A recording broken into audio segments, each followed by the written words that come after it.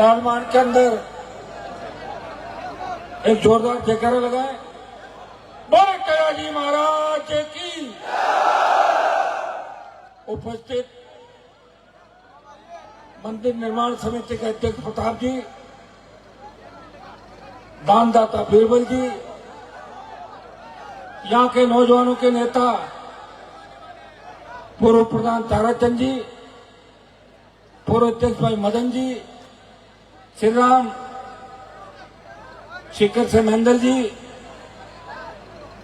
सीताराम जी, सम्मानित मंच, उपस्थित मौजूद बुजुर्गों, नौजवान साथियों और हजारों हजार की संख्या में उपस्थित मातृशक्ति,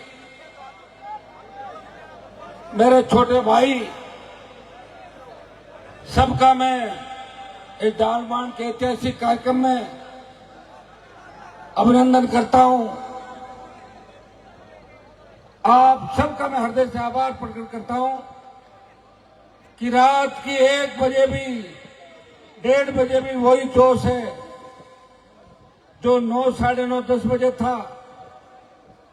मैं आपको इतना ही विश्वास दिलाता हूं, एक नई क्रांति इस राजस्थान की धरती पे शेखावटी और मारवाड़ अंचल से आ चुकी है। भाइयों, ये वही इलाके हैं जहां 15 साल पहले किसी और का दबदबा हुआ करता था। ये वही इलाके हैं जहां तेजाजी के जयकारे के साथ आप लोग आगे बढ़ रहे हैं, सत्ता के सिंहासन की ओर बढ़ रहे हैं। मुझे याद है 2022 का उपचुनाव, जब मैं डालमान के अंदर आया था, आपने भारी वोट राष्ट्रीय लोकतांत्रिक पार्टी को उम्मीदवार को दिए और 47,000 से ज्यादा वोट आरएलपी को 2022 में आपने डाले थे। एक परिवर्तन का आगाज चूरू की धरती से किया। सुजानगढ़ के अंदर 21 के चुनाव में सीताराम जी बैठे, 30,000, 35,000 के लगभग वोट आपने आरएलपी को डाला। 66 साल बाद वीर तेजाजी के जयकारे के साथ एक पार्टी का निर्माण किया आपके भाई ने, आपका सम्मान देश के अंदर बढ़ाया। और जब देश में किसान कौम को आवश्यकता पड़ी तो हरियाणा, उत्तर प्रदेश, पंजाब और दिल्ली के किसान नेताओं से पहले मोदी की सत्ता को ठोकर मार के अपने भाइयों के लिए कोई सड़क पाया। नागौर का सांसद जब सेना को ठेके में दिया, कोई नहीं बोल रहा था। जोधपुर में 2 लाख जवानों की रैली, झंडे के साथ आंदोलन करके लोकसभा में कहा कि हम वही हैं, उसी कौम से आते हैं जिसने बार बार दिल्ली पे कब्जा किया, जिनका राज रहा और जिन्होंने मोहम्मद गजनी और गोरी का दिमाग ठीक किया था 1000 साल पहले। प्रधानमंत्री जी, अगर सेना का ठेका निरस्त नहीं किया तो दिल्ली के अंदर नौजवान घुस जाएंगे। मैं आपको विश्वास दिलाता हूं कि चूरू, नागौर, सीकर, गंगानगर, हमारे तमाम झुंझुनू और शेखावाटी, मारवाड़, भरतपुर से लेकर तमाम इलाके जहां सबसे ज्यादा बच्चे हमारे सेना के अंदर जाते हैं, सिर्फ किसान आंदोलन के अंदर मोदी की हार का बदला लेने के लिए प्रधानमंत्री ने सेना को ठेके पे दिया, हमारे बच्चों के हितों पे कुठाराघात किया। कभी बर्दाश्त नहीं करेंगे। एक बड़ा आंदोलन राजस्थान की धरती से चालू करेंगे और दिल्ली को घेर लेंगे। दिल्ली घेरना तो आसान है। अभी जैन जी दिल्ली में बैठा था जंतर मंतर पे। राजस्थान का कोई नौजवान अगर जैन जी की मदद के लिए गया, नागौर का सांसद आपका भाई उन बच्चों की मदद के लिए जंतर मंतर पे गया और पार्लियामेंट के लिए मोदी सरकार को जबरदस्त तरीके से यह आवाज दिलाया कि अब देश का नौजवान आपकी चिकनी चुपड़ी बातों में आने वाला नहीं है। भाइयों, पार्लियामेंट जब चलती है, आप देखते हैं लोग अपनी अपनी पार्टी का जयकारा लगाते हैं, लेकिन किसान कौम का जयकारा अगर कोई लगाता है, मुझे याद है जब मैं चुन के गया था, मैंने वीर तेजाजी महाराज का जयकारा लगाया। उस समय मोदी की पार्टी में एनडीए अलायंस के अंदर था, पार्टी मेरी थी, मैं उनका पार्टनर था। तब प्रधानमंत्री मुझे बोले कि हु इज तेजाजी, उसी प्रधानमंत्री को खरनाल में नाक रगड़वा दी, ये है तेजाजी। मेरी तरफ से प्रयास में कोई कमी नहीं रही। जान हथेली पर रख के अगर चूरू को आजाद करने के अंदर भी सबसे बड़ी भूमिका है, इतिहास में पीछे चले जाओ, अगर चूरू को आजादी दिलाई वो नागौर के सांसद की लंबी लड़ाई का परिणाम है कि चूरू का नौजवान भी आज सीना ठोक के चलता है कि हमने ठीक कर दिया उन नेताओं को जो किसान कौम की मजाक उड़ाते थे हर जगह। कई लोग तो आए 13, 18 और 23 के अंदर, वो आके और आपको नया इतिहास बताने का प्रयास करेंगे, लेकिन 13 से पहले जाना 8/3/98 की तरफ, तब आपको लगेगा कि छोटे भाइयों की अंगुली पकड़ के उन्हें राजस्थान की विधानसभा और आंदोलन, लोकतांत्रिक तरीके से आंदोलन और एसपी, कलेक्टर, आईजी से बात करना और सड़कों पे इस राजस्थान के तमाम बड़े अधिकारियों को जब चाहा रात को 2 बजे पे बुलाने का अगर काम किया तो नागौर के सांसद ने आपका सम्मान देश के अंदर बढ़ाया। भाइयों, जब देश की पहलवान बेटियां जंतर मंतर पे न्याय के लिए उम्मीद लगा के बैठी थी कि हमारा कोई भाई आएगा, उस बाहुबली का विरोध करेगा, लेकिन उस बाहुबली का विरोध करने के लिए कोई सांसद और मंत्री जंतर मंतर नहीं पहुंचा। उस बाहुबली को चुनौती अगर किसी ने दी तो नागौर के सांसद तेजाजी के भक्त ने कहा कि हम सबसे बड़े बाहुबली है, तेरा दिमाग ठीक कर देंगे, और ठीक कर दिया पहलवान बेटों को। भाइयों, अब उठा के इतिहास में जाओगे, इस राजस्थान में हुंकार के माध्यम से इस देश के तमाम बड़े नेताओं की रैलियों का रिकॉर्ड किसी ने तोड़ा। राजस्थान के धौलपुर से बाड़मेर और डूंगरपुर से गंगानगर तक अगर किसान के बेटों को एक करके तेजाजी के ठेकारे के साथ एक जगह बैठना, लड़ना और आपसी झगड़े छोड़ के सत्ता के सिंहासन की ओर बैठना सिखाया और अपने लोगों का ध्यान रखा। तारानगर के चुनाव के अंदर ध्यान रखा कि नहीं रखा? हाँ, तो बस समझदार बन जाओ। रखा था, मैंने ध्यान रखा था। और जो ऊंचे होकर चलते थे चौड़े चौड़े, उनकी गर्दन में नहीं झुकाई नीचे राजस्थान की। और वसुंधरा राजे को 7 समंदर पार उसके दोस्त ललित मोदी के पास मैंने ही भेजा था, 7 समंदर। लेकिन दुर्भाग्य से वसुंधरा तो चली गई, लेकिन भजनलाल का अवतार गलत हो गया राजस्थान के अंदर। ये आपको भुगतना पड़ेगा। देखिए, थोड़े समय तक आप भुगतोगे, उसके बाद सब ठीक हो जाएगा। इस राजस्थान में आप देखिए कि भारतीय जनता पार्टी जिन लोगों के नारों के साथ सत्ता में आई, गाय, साधु, राम मंदिर का चंदा चोर लिया 3000 करोड़ का। कहां गया वो चंदा? काम ले लिया पार्टी के लोगों ने। नारे लगाते हैं लोकसभा में कि चंदा कहां गया? बीजेपी के दफ्तर में, बीजेपी के वही चला गया चंदा, और कहां से जाएगा?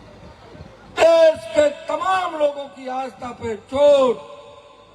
चंदा हमने भी दिया था, मुझे याद, में कॉलेज में पढ़ता था। गांव में जब ये चोली लेके चंदा मांगते थे लोग, अपने लोग सब देते थे, और राम जी के नाम से सब राम राम करते हैं। हम तो राम राम करते हैं, हम पक्के धार्मिक लोग हैं, लेकिन किसी धर्म का विरोध नहीं करते। लेकिन चंदा चोरी के बाद एक मैसेज देश में गया, ये चंदा चोर कब धापेंगे। इन्होंने गाय को नहीं छोड़ा। भिराना के अंदर साधु संत आंदोलित थे, वो जमीन के अंदर,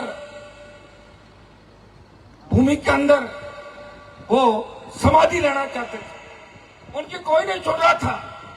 जबकि साधु संतों ने हमेशा भारतीय जनता पार्टी का साथ दिया, साधु संतों के पक्ष में, और गायों को बचाने के लिए भिराना के अंदर लाखों लोगों के साथ आंदोलन किया, और जयपुर की भजनलाल सरकार के घुटने टिकवाए और भिराना के अंदर साधुओं की जीत कराई। भरतपुर के अंदर आपने देखा होगा कि जाट आरक्षण के लिए अगर हुंकार भरी, हम दिलाएंगे आरक्षण हमारे भाइयों को। भरतपुर, धौलपुर सहित हरियाणा, उत्तर प्रदेश, उन तमाम 9 राज्यों को जिनमें स्टेट के अंदर आरक्षण है, लेकिन हमें दिल्ली के अंदर आरक्षण नहीं है। हमने यह भी कहा कि जाट के साथ साथ सिद्ध, विश्नोई और हमारे उन भाइयों को भी आरक्षण दो जिनसे हमारा डीएनए का रिश्ता है, तो हमसे निकले हमारे भाई हैं, उनको भी दिल्ली के अंदर आरक्षण। भाइयों, इस प्रदेश के अंदर अगर किसान के सुई भी चुभती है, छोटे भाइयों को जरा सी भी तकलीफ होती है, सबसे पहले अगर सोशल मीडिया के माध्यम से आपके बीच अगर आवाज आती है, सरकार को चुनौती कोई देता है, मातृशक्ति को कोई तकलीफ होती है, हमारी बहन बेटी की तरफ कोई देखता है, हनुमान बेनीवाल और राष्ट्रीय लोकतांत्रिक पार्टी के हमारे छोटे भाई कूद पड़ते हैं उस आंदोलन के अंदर और न्याय दिला के उठते हैं, बिना न्याय दिलाए कभी आज तक नहीं उठे। और हम जब लड़ते हैं तब ये नहीं देखते इस इलाके में हमें वोट मिलेंगे कि नहीं मिलेंगे, चुनाव लड़ेंगे कि नहीं लड़ेंगे। अभी नर्सिंग संविदा कर्मियों का आंदोलन था, आपको पता है किस तरह हमारा एक भाई शहीद हो गया और जबरन कमिश्नरेट की पुलिस बॉडी को ले जा रही थी, मैं वहां पहुंच गया, पुलिस भागी, सारी मांगे मनवाई और मेरे पास कोई देखो पॉलिटिकल पार्टी के अंदर मैं चंदा चपटा नहीं लेता आज तक, आपने देखा होगा कि सारी पार्टियां चंदा इकट्ठा कर रही है, हमसे तो कम्युनिस्ट ठीक है, दुनिया भर का चंदा उनके पास। बताओ, मैंने कहा गजब हो गया, चीन रशिया की बात करते चंदा भी इनका बहुत ज्यादा। मैंने अभी चंदा क्राउड फंडिंग नहीं की है। अब आप कह दोगे हाँ ऐसे अगर कोई मेरी मदद कर देता मंच पे वो अलग है, लेकिन क्राउड फंडिंग मतलब पार्टी फंड में चंदा लेना, तीसरे इलेक्ट्रल बॉन्ड से चंदा लिया। भारतीय जनता पार्टी तो गाय का मांस निर्यात करने वाली कंपनी से भी चंदा ले लिया बीजेपी ने, और ये हालात कांग्रेस पार्टी के। लेकिन आपने आरएलपी का अभी तक नहीं देखा होगा कि आरएलपी के खाते में कोई चंदा नहीं। और क्या चाहते हो आप मेरे से? मेरी जान बाकी है। मैं कह रहा हूं कि एक ईमानदार किसान का बेटा जो दिल्ली जब गया और दिल्ली जाने के बाद मेरे समाज का ही नहीं, मैंने राजस्थान का सम्मान देश के अंदर बढ़ा दिया कि राजस्थान से धुआं उठ रहा है, राजस्थान से क्रांति का आगाज है। राष्ट्रीय लोकतांत्रिक पार्टी इस किसान कौम की आवाज बन के देश के किसान और जवान की लड़ाई लड़ेगी। भाइयों, आप मुझे ताकत देना। अब 28 में अगर ताकत नहीं दोगे ना तो 33, मैं कोई राहुल गांधी नहीं हूं। राहुल गांधी मुझे कहते हैं, मैं मिला अभी एक बार, मैंने कहा आप क्या चाहते हो? वो कह रहे हैं, रुके भाई रुको, राहुल गांधी कहते हैं कि अभी 15-20 साल मुझे जरूरत नहीं, मैं बाद की सोच रहा हूँ। 15-20 साल में मर जाएंगे, किसकी सोच रहा है? मैं 15-20 साल बाद की नहीं सोच रहा हूँ, मैं 28 की सोच रहा हूँ। आपने चुनाव के अंदर मेरे आदमी को ले गए आप, और सरदार शहर में आपने कहा कि आरएलपी को हटाओ, हम एक नया आदमी उसको बनाते हैं। मैंने कहा ठीक है, आपकी इच्छा हो गई, लेकिन वो अब कहां गया? है क्या आपके पास? भाग गया ना? भैया मेरा भरोसा करो, लोग मुझे ही धोखा देके भाग रहे थे, आपको तो कितनी बार धोखा देंगे? 70 साल तक धोखा ही दिया आप लोगों को। क्या सरदार शहर, तारानगर, चौधरी कुंभाराम लिफ्ट से लेके तमाम वो परियोजनाएं, हरियाणा पंजाब आपको पानी दे रहा है क्या? सिंचाई का है क्या पानी के आसपास? पानी तो लोगों की आंखों में ही सूख गया है, मुझे ऐसा लग रहा है चुरू के अंदर। हर बार वोट लेना। अब भजनलाल पता नहीं कौन सा एक लोटा भर के पानी लाया, कह रहा है कि मैं शिलान्यास करूंगा। अरे भैया, कब करेगा शिलान्यास? तू रहेगा कि नहीं रहेगा इस बात का पता ही नहीं। कि मैं शेखावटी अंचल में जगह जगह सभाएं करूंगा, और लोग किस तरह मान लेते भाई? हो जाता है, उनको भीड़ से थोड़ी मतलब है। तो भीड़ कम हो, आगे की दिखा दे, ज्यादा उनकी होती नहीं। और ज्यादा करनी हो, कुर्सियां लगा देंगे मोदी के, 20,000 कुर्सी, दिखेगी 2 लाख, और हमारी नीचे बैठी 2 लाख की भीड़ वो दिखेगी 40,000। ही होता है ना? तो ये काम हम नहीं करें, नहीं तो फिर मोदी में हमारे में क्या फर्क रहेगा? भैया, आप सब लोग इस बार चूरू से, सरदार से, तारानगर, राजगढ़, सुजानगढ़, चूरू, नौर, भादरा, जहां 1.25 लाख वोट हमारे, और मुस्लिम और एसी जोड़ लो तो 2.25 लाख वोट हो रहे हैं, और एक नहीं रहे हर विधानसभा के अंदर। उसके बावजूद आप अपना एमएलए नहीं चुन पा रहे हो। कभी बीजेपी, कभी कांग्रेस। कांग्रेस वालों के पास चले जाओ, अभी नेताओं के पास, वो कहेंगे हमारी सरकार नहीं, और सरकार होगी जब पेपर लीक और चोरी करने में उनको फुर्सत नहीं मिलेगी, और नहीं फिर बीजेपी कहेंगे हम करेंगे। अब आगे बात जनता पार्टी पाताल से ढूंढ लेंगे पेपर माफिया को। मिल गया क्या पेपर माफिया? कहाँ है वो? 2-4 तो कोई भी पकड़ के खाना पूर्ति कर लेता।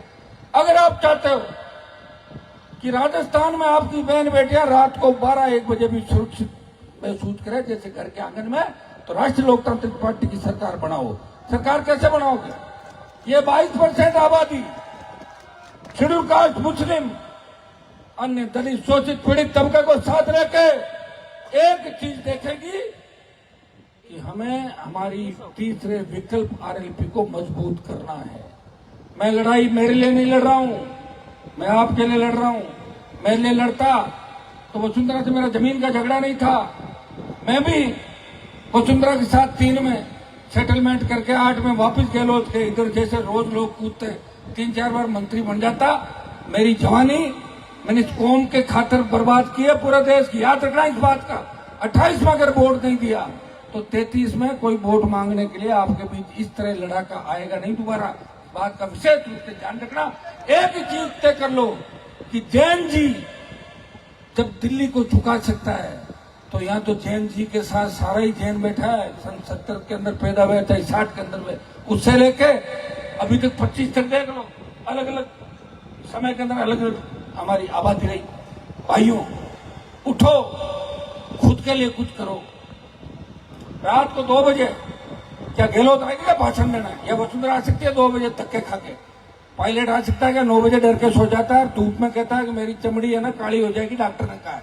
ऐसे लोग तुम्हें नहीं संभाल सकते। और या फिर भजन लाल जी की तरह समोसा खाने वाला ही चाहिए तो करने दो। मुझे क्या करना है यार, मैं तो 28 तक लड़ाई लड़ूंगा और 28 के बाद जब रिजल्ट आएंगे मैं कह दूंगा भैया अच्छे रिजल्ट नहीं आए, इसलिए मैं भी थोड़ा सा डगमगा जाऊंगा। तो थोड़ा सा आप भूल भी जल्दी जाते हो। काम होना चाहिए लोगों को। मैंने देखा है लोग काम के लिए क्या क्या करते हैं। लेकिन मैं तो आपको ये भी संदेश देता हूं कि कांग्रेस बीजेपी ने धोखा दिया। 60, 50, 52, 40, 30 विधायक होते भी हमारा सीएम नहीं बनाया, गृह मंत्री भी नहीं बनाया। तो आप इन पार्टियों को धोखा दो, काम निकलो इनसे, अंदर घुस जाओ, इनको खोखला करो और खत्म कर दो। करोगे कि नहीं करोगे? हाँ तो बस समझ जाओ सारी बात, तब तो है मजा।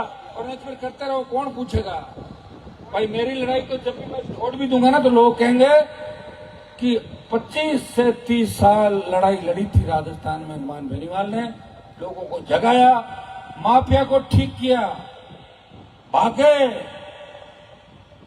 हमें चुनौतियां देने वाले। और अगर कोई बचे में, मेरा तो 48 घंटे का 24 घंटे का भी टाइम आ गया ना, एक साथ इकट्ठा करके और सारा काम हो जाएगा। आप चिंता मत करो, वो सब काम होंगे जो आप लोग चाहते। मुझे याद है कि चूरू के अंदर मैं अखबार में जब पढ़ता हूँ कि हमारे समाज का बच्चा हमारे समाज के बच्चे के सीने में गोली मार रहा है, छोटी सी बात के लिए, या किसी की टूल बन के किसी के इशारे पे हमारी कौम के बच्चे हमारी कौम का एक खून मार रहे। इससे आप अंदाज लगा सकते हो कि हम कितने सीधे हैं। कोई धर्म, कोई पंथ अगर आया, हमने पकड़ लिया उसको फटाक से जोड़ लो। तो आप संख्या अलग है, कहने की जरूरत नहीं। हर पंथ, 10 पंथ बता दो, इनकी शुरुआत जाटों से। उन पंथ में सबसे पहले जाट आए और 99% जाट ही गए। तो भाइयों ये बड़ी बड़ी हमारी जाति है, लोग कोशिश करेंगे, लेकिन जाट के साथ जब तक एससी मुस्लिम ये मोर्चा मीणा मालिका नहीं बनेगा तब तक आप सत्ता में नहीं आओगे। पहले आप लोग सत्ता में थे, अब देखो माता मैंने बोर होने लगे, शायद लंबा हो गया मेरा भाषण, ये जा रही सारी टाइम बहुत लग गया। अच्छा, आज जो टाइम लगा है उसमें मेरा दोस्त नहीं, मैं तो सरदार शहर तो आ गया था। शायद ताराचंद जी कितने बजे आया था?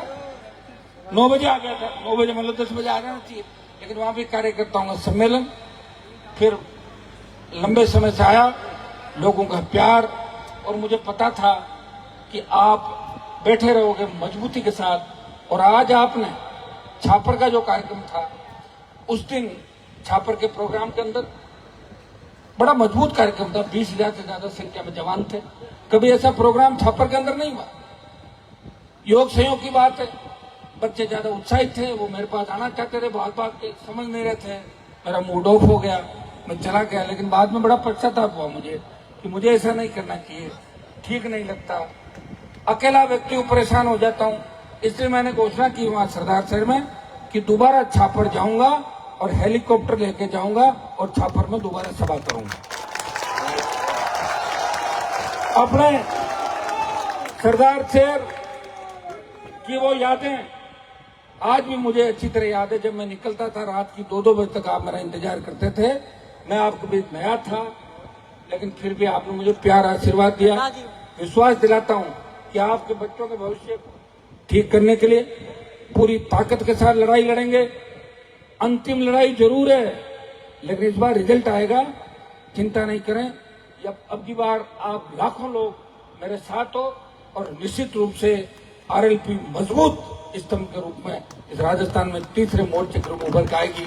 अभी पालिका पंचायत के चुनाव है, मैं आपसे आह्वान करूंगा कि एक नौजवान पूरे गांव को बदल सकता है। यहाँ हर गांव में 100 नौजवान आरएलपी के अपने आप बैठे हैं। मेरे पास एक पैसा नहीं, लेकिन कितनी बड़ी रैलियां आप करते हो। मैं साल में 2-3 रैली करता हूँ, कितनी गाड़ियां लेके आते हो भर भर के और वापस चले जाते हो। और तेजाजी महाराज की कृपा से इतना प्यार शायद किसी को राजस्थान में नहीं मिला जितना आपने मुझे दिया। और उसी का परिणाम है कि उत्तर प्रदेश, हरियाणा, दिल्ली और मध्य प्रदेश, महाराष्ट्र, गुजरात तक हनुमान बेनीवाल को लोग प्यार करते हैं। और मैं भी तमाम देश के जो भी मुद्दे हैं उनको मजबूती के साथ उठाता हूं और आपके हर वर्ग की लड़ाई में लड़ रहा हूं, चाहे मजदूर वर्ग हो, चाहे व्यापारी हो, चाहे दूसरे किसान, जवान, चाहे दूसरा तबका हो, मैं उनकी लड़ाई मजबूती के साथ लड़ता हूं। अभी 2 बजे आपके बीच हूं, 11 बजे लोकसभा में देखोगे मुझे आप। 25 साल हो गई, कब रात हुई कब दिन हुआ, आपके लिए लड़ता रहा। और लड़ते लड़ते जो नागौर, जोधपुर, जहां नेता मिलते नहीं थे लोगों से, अपनी अलग चलाते थे, नई मुख्यमंत्री के बराबर की दुकानें, उनको भी ठीक किया। लोगों को, मैं जिस नागौर क्षेत्र से आता हूं, मैं वहां की एक छोटी सी बात आपको बताऊंगा। जब मैं 98 के अंदर आया और 18 तक 4 कॉलेज थे नागौर जिले में सरकारी, पूरे डिस्ट्रिक्ट, जो डीनों ने अलग नया बनाया, पहले पूरा जिला एक था। 7-8 साल के अंदर 17 से लगा के 26 तक 20 नए सरकारी कॉलेज और खुलवा दिए। कितने? 7 साल में 20 और 60 साल में 4। इससे अंदाज लगा सकते हैं कि कोई व्यक्ति काम करना चाहता है। मैं किसी गांव के अंदर जाता हूं, बच्चे मुझे कहती है 12th स्कूल कराओ, कॉलेज खुलाओ, सब्जेक्ट खुलाओ, हम पढ़ना चाहते हैं। मैं पूरा प्रयास करता हूं और सरकार किसी की भी रहती है, 6-8 महीने, साल भर मेरी चल जाती है। और जब मेरी चलती है तो इतने छक्के चौके मारता हूं कि सारा 4 साल का बराबर कर देता हूं। तो अपने आप काम होता है, कभी तो काम है। कई बार काम ज्यादा होना भी घातक है। फ्यूचर में ज्यादा काम हुआ तो फीलिंग अलग ले गए और भैंसवाड़े को जीता के मेरे सामने बताऊं, वोट का 20-25 हजार खराब कर दिया है। उसकी रील देखते हो नहीं देखते हो? मजा आता है क्यों? वो तो कहता मैं ट्रंप से बात करता हूँ सीधे। कह रहा मेरी ट्रंप से बात हुई है, ट्रंप ने भैंस लेके बुलाया, भैंस लेके आओ अमेरिका, आओ भैंस का काम भी करो साथ साथ। तो भाइयों, लंबी चौड़ी बात नहीं कहूंगा। दालमान के अंदर आप सबने मेरा स्वागत सत्कार किया, जो जोशीले अंदाज में नारे लगाए, सम्मान किया, पूरी सड़कें जाम थी। मैं विश्वास दिलाता हूं मैं आपके लिए अंतिम समय तक लड़ूंगा। जहां किसान कौम का पसीना बहेगा, हनुमान बेनीवाल खून देके भी आपके पसीने का हिसाब चुकता करेगा। और बदलाव बहुत बड़ा है। अब आप ये मत कहना, सुनो 18-23 में तो आपने कहा साहब यहां मत लड़ाओ, हमारे समाज का आ जाएगा। अरे साहब यहां मत लड़ो, नहीं लड़ाई, 18 गए, 23 गए, 10 साल चले गए ना। अब ये मत कहना कुछ भी। अब तो राष्ट्रीय लोकतांत्रिक पार्टी का जीतने वाला उम्मीदवार कोई भी हो, उसकी जाति कुछ भी हो सकती है। तुम या तो ऐसा करो, तुम अपने समाज के लोगों को जिता के भेजते हो, उनका बॉस कौन है? कहीं तो गहलोत बॉस है, कहीं पायलट, कहीं वसुंधरा, कहीं भजनलाल, आप हो क्या बॉस उनके? लेकिन मेरी पार्टी जो जीत के जाएगा उसका बॉस कौन है? हाँ, तो क्या चाहते हो आप चाहते हो ना भाई अपने नेता को मजबूत करें, तो फिर या तो नीचे का बना लो अपना और या ऊपर वाले को मजबूत कर दो। क्या करोगे? सरदार शहर में मैं गड़बड़ नहीं कर रहा हूं, आप चिंता नहीं करें। सरदार शहर में जैसा आप चाहोगे वैसे ही लड़ाएंगे, ठीक है? लेकिन आस-पास समीकरण बनाने पड़ सकते हैं भाई। समीकरणों के बिना सत्ता नहीं आती, सोशल इंजीनियरिंग करनी पड़ती है। 4 जगह वोट देने पड़ते हैं और 3 जगह लेने पड़ते हैं, समझ गए? पूरे नौजवान तैयार हो ना? ये पंचायत और पालिका चुनाव सेमीफाइनल है मेरा। सेमीफाइनल में ठीक रखना, मुझे बराबर से रखना, ना कुछ होगा, ठीक है? तो सब लोग नौजवान मेरी मदद करेंगे और मैं आपको विश्वास दिलाता हूं कि नौजवानों के जितने भी मुद्दे हैं, चाहे वो चूरू सरदार से लेकर तमाम राजस्थान, मुझे पता का बहुत बड़ी तकलीफ के अंदर, बहुत बड़ी पीड़ा है। 5 लाख पद खाली है। संविदा कर्मियों को नियमित करने की बात सरकार बार बार करती है, कर कहां रही? हमारी आंगनबाड़ी की बहनें कोविड काल के अंदर सबसे ज्यादा अगर सेवा किसी ने की तो आंगनबाड़ी और दूसरे हमारे जो आशा सेवक ये लोग थे जो जान हथेली पे खेल के ये गांव के अंदर लोगों की मदद करते थे। आज वो बहुत बड़ी आंदोलित है, हमेशा उनके आंदोलन देख रहे, कोई ध्यान उन पर नहीं देता। प्रत्येक वो व्यक्ति जिसको लोकतांत्रिक व्यवस्था के अंदर अपना हक पाने का अधिकार है, मैं विश्वास दिलाता हूं उनको उनका हक अधिकार दिलाएंगे। अभी 2.5 साल का समय हमारे पास पड़ा है, बड़े आंदोलन के लिए तैयार हो जाओ। अग्निवीर के साथ साथ इस राजस्थान को ठीक करने के लिए भी नौजवानों मजबूती के साथ आगे आना होगा। नौजवान जिधर चलेगा उधर जमाना चलता है। आपकी आहट, हुंकार और ललकार डर गई दोनों पार्टियां। अभी लाइव देख रहे मेरे, ये ने तो सो रहा है ने हमें सोने दे रहा है। बेचारे बहुत परेशान है और मुझे भी मजा आता है, मैं न सोता हूं न सोने देता हूं। लेकिन विश्वास करो, अगर सत्ता के नजदीक भी बैठ गया, इतना काम आपके यहाँ कर दूंगा। जब मेरे पास कोई तारानगर से टेलीफोन आता, सरदार शहर से आता, साहब एक ट्यूबवेल खुदवा दो, एक ट्रांसफार्मर दिला दो, सड़क बनवा दो, मैं चिंतित होता हूँ कि 70 साल जिन लोगों ने वोट लिए कर क्या रहे थे, सत्ता के अंदर रहे, फिर भी क्या कर रहे थे। लेकिन मैं आपको विश्वास दिलाता हूँ कि सत्ता का अगर नजदीक भी आ गया, दलित, शोषित, किसान, जवान